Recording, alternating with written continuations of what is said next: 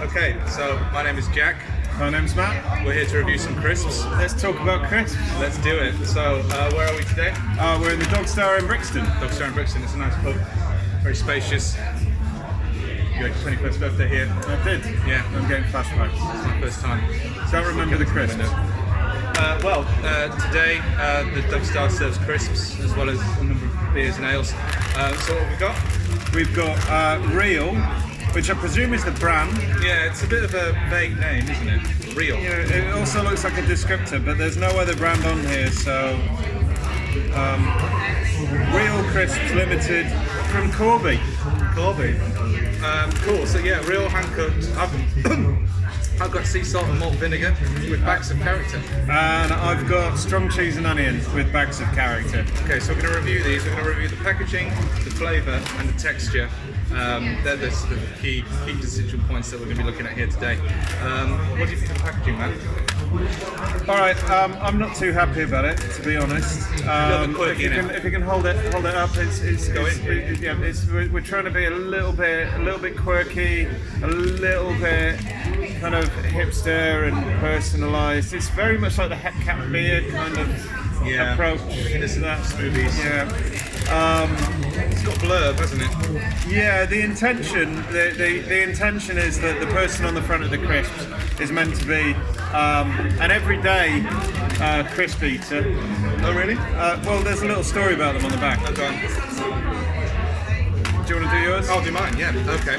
So, meet Sally Vickers. There's something real girl, lip-smacking Sal, likes to do more than talk. She once taught the leg of a donkey on Clacton-on-Sea Beach. Tell me it's all about how she loves munching real salt and vinegar. Oh, how the twisty tang had her tongue twisting like a head spinning helter-skelter. The poor mule had to have a prosthetic leg fitted. What does that tell us? It tells me that I don't even like these crisps before I've eaten them, to be honest. Damn, what's your feel? I don't even want to say it. I like meet Ollie, cruncher to the lads, captain of his beloved rugby team. This back row forward packs a real, inverted commas, and capital letters, punch. A strong hunk with many layers. Off pitch, this macho guy is a real wild thing. He loves nothing more than living it rough, survival style, in the woods. Gets the whiff of an adventure, and he's off. Okay, so what is that? What is that saying? Is that trying to appeal to demographic? Is it a demographic? What have we got here, or is this some? It just feels really laboured and patronising in an attempt to be very pally. Someone in a marketing company, their copywriter, they've spent a lot of money on this person. We're personifying. It's personifying branding. It's personifying like these obviously posed model characters and trying to imply that they're real everyday people who love these crisps. The whole idea of real sort of implies this kind of working class, unpretentious, it's the least like real everyday crisp. But it is the least, the most artificial version of that. Can I ask you, attempting to pander to an audience? How do you feel about the choice of colour? So we've got blue for salt and vinegar, we've got green for cheese and onion. As is traditional. I'm a traditionalist, so green for cheese and onion, blue for salt and vinegar, very much old-fashioned. The colour is fine, but this, I mean, so when particularly this one where it's trying to imply it's a very accessible crisp. It's an everyday crisp. It's a bar crisp. The story on the back is supposed to be it's supposed to appeal to just an average person down the pub. It's so me. I'm going to tuck into these right now. Yeah. At the same time, you've got this very expensive packaging. You've got this laser printed cover on the.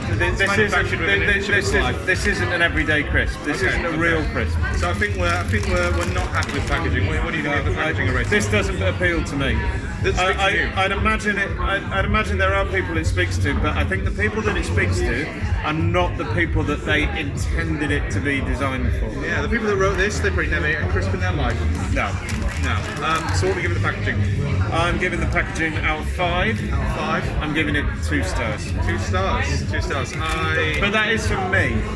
I'm giving it 2.5 stars, and I'm only giving it the extra bit of mark because I do like the actual shade of blue and green that they've used. They're quite tasteful, I feel. Yeah, the muted green is nice. Yeah. Before we get tucked in, a little bit of nutritional information for you. There's 35 G's in here in these bad boys. You will get 173 of your calories in a bag for the daily intake, and it is suitable for vegetarians, but does contain barley and milk. I imagine it's much the same for you lot. I think you've covered all the bases there. 35 grams. Yeah. Okay. Should we do the taste test? Gonna open. Going in. Good opening. Nice smooth action. Smooth action on the railing. Ooh, I'm getting a good whiff. It smells a bit like Seabrooks is. No.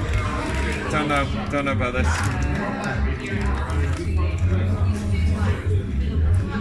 Very salty. But there is strong cheese. There's an aftertaste of cheese which is good, but the initial bite is very, very salty. I'm alright with this. It's not too overpowering.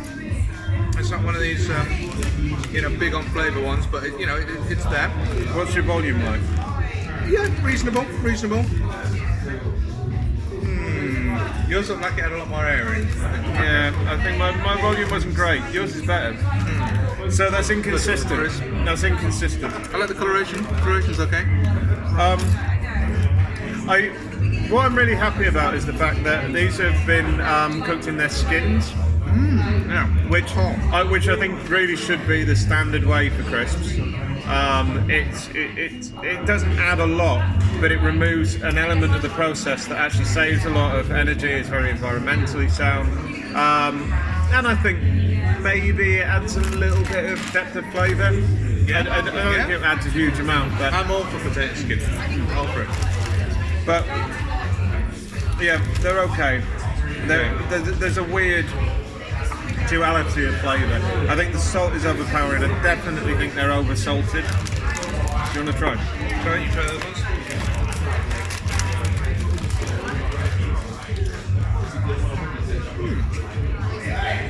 You see what I mean? I don't think they're too salty.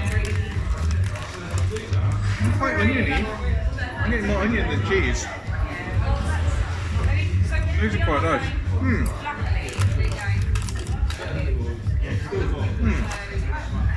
quite happy with that. It's a good balance of salt and onion. Salt and vinegar? Salt and vinegar. Yeah. Salt and onion crisp. Can you imagine that? Maybe one day. Stop blowing my mind. Maybe one day. Stop blowing my mind. Okay, so flavour. How are you feeling about the flavours? Well, they're not Seabrooks. I'm showing my hand there. Yeah. But they're okay. How would you compare it to a sort of a standard bag of Walkers? They've definitely got more depth of flavour than a Walker's. Sure. Yeah. I think that might be the texture. They're sort of heavy. They've got more heft than Walker's. I think They aren't bad. They really aren't bad. quite a bit of flavour on both sides of the crisp, which is nice.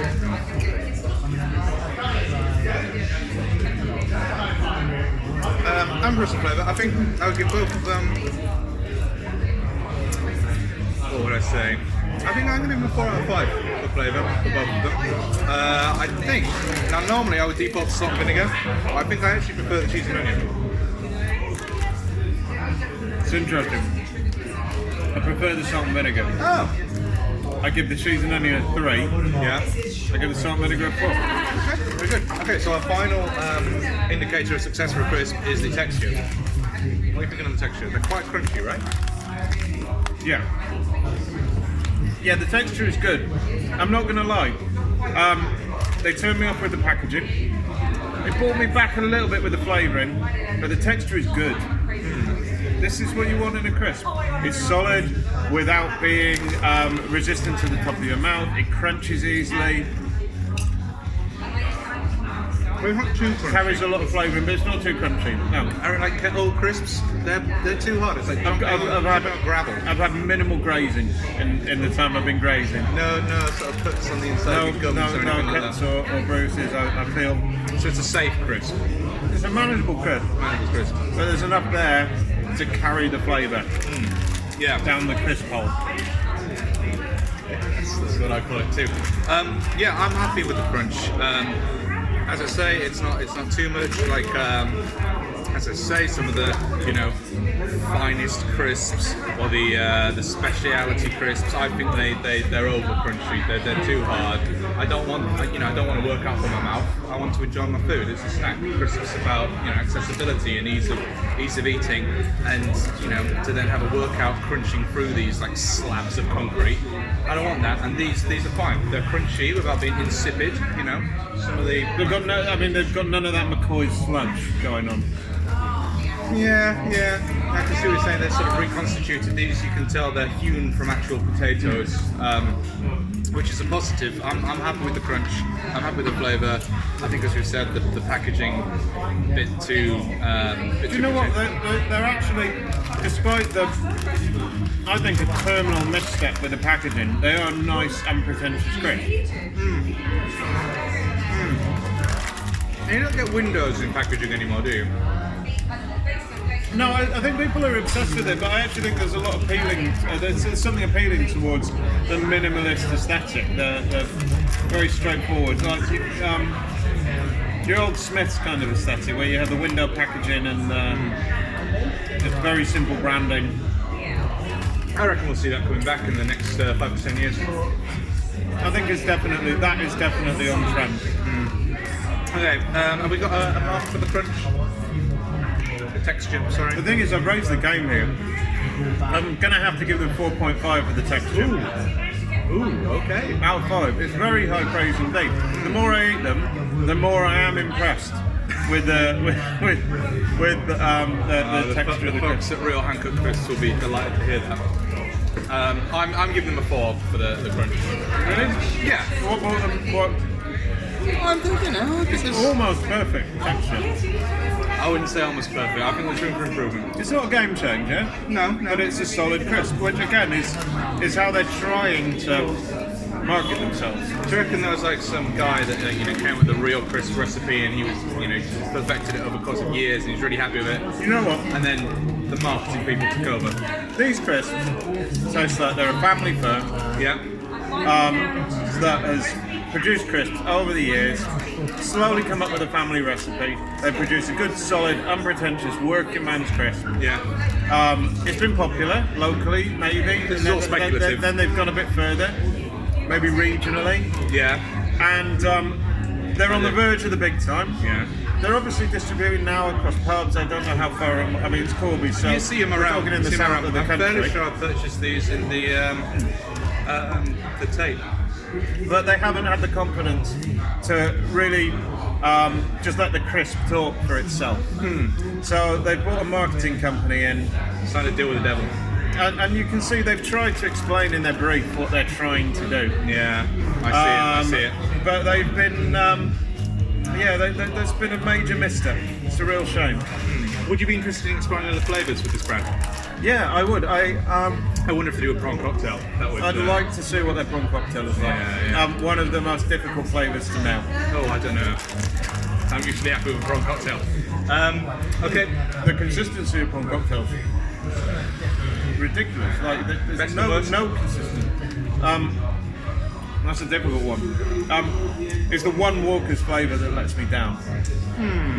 But you'd still, out of a multi-pack bag, you'd go for the prawn cocktail first, sure. No, I'm salt and vinegar. Okay. Skips? do like a- Do I include skips? Oh yes, of course. I mean, classic. I mean, they are. I mean, their whole raisin batcher is prawn cocktail, You can isn't get it? salt and vinegar skips if you look hard enough. What's the point? It's like making a movie out of cats. Let's not go down that alleyway. Don't do it. Yeah, I mean, the McCoy seasoning prawn flavour I think is quite good. I mean, I've never texture-wise- had McCoy's Oh, prawn. it's worth it. I mean, particularly if you get a particularly well flavoured bag, they are pretty nice. I'm very much in the Seabrooks camp. Of course, of course. I mean, they're very close to my heart as well. Would you have an overall mark for the crisps? Is it thumbs up? Is it thumbs down? It's thumbs up. Thumbs up. I think it's a thumbs up from me. It's on the inside that counts, isn't it? Ultimately. Mostly, yeah. But if you well, hello. Crime. It's been a McCoy's related injury. Won't get those with these. I'm not selling them. Yeah, it's a thumbs up. But they need to get their message out. Okay. Well, I'm sure they're watching this. I'm sure they take the criticism on board. If they need us to, come in as consultants, we're both available for that. What do you think they'd be like in a sandwich? Like, I'm a big fan of crisps, but I'm not really a crisp sandwich kind of guy. Not even half and half? When you're eating a sandwich, just deposit in. I can't remember the last Underneath time I made a each crisp side? sandwich. I can't remember it. I mean, I'm not massively a Crisp sandwich. sandwiches, like cheese and tomato. Yeah, I don't know. I'm sure they'd be quite good because they. I think they'd be good. They've got Got their own structure and crunch. integrity. Yeah. Okay, so Maybe we that's- should wrap this up. We should wrap this up. I think we're broadly in favour. Just have a look at the packaging, the marketing guys. I still think the cheese and onion was oversalted as well, so maybe you want to, in my opinion, You got to look at your sodium levels these just days. bring it down a little bit. And yeah, health concerns. Absolutely. Okay, well, thank you for watching that. Hope you enjoyed that. We'll be back with more crisp reviews in the very near future. Have a lovely afternoon.